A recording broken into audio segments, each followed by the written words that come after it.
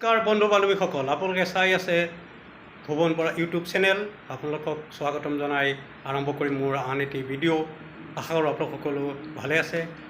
এই ভিডিঅ'টো মই বনোৱাইছোঁ এটা অৰ্থৰ কাৰণেই যে শিৱসাগৰৰ যি বানৰ পৰিস্থিতিৰ ফলত বানগ্ৰস্তসকল বানৰ কিমান ক্ষতি হৈছে, তেওঁলোকৰ বানগ্ৰস্ত লোকসকলৰ যি ক্ষতি হ'ল, তেওঁলোকৰ খোৱাৰ অসুবিধা, পানীৰ অসুবিধা, এই সকলোবিলাক যি আমাৰ সৰু সুৰা ইউটিউবাৰেই হওক বা আমাৰ ডাঙৰ চেলিব্ৰিটি হওক, সকলোৱে আহি সহায় সহযোগিতা আগবঢ়াই সকলোকে খোৱাৰ সুবিধা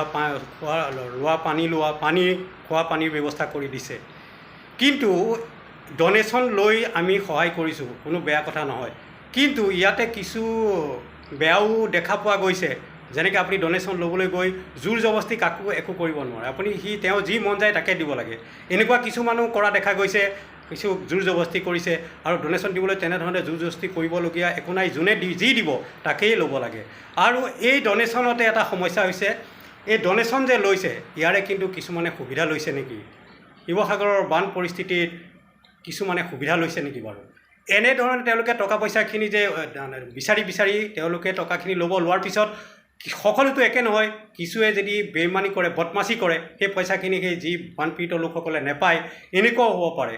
এতিয়া বৰ্তমান এই বান সাহায্যৰ যি সহায় সহযোগিতা বহুত দিছে। এতিয়া সকলোখিনি গভৰ্ণমেণ্টে ব্যৱস্থা কৰিব, মামাই ব্যৱস্থা কৰিব। আমাৰ অসমৰ চিফ মিনিষ্টাৰ হিমন্ত বিশ্ব শৰ্মাই সকলো ব্যৱস্থা কৰিব।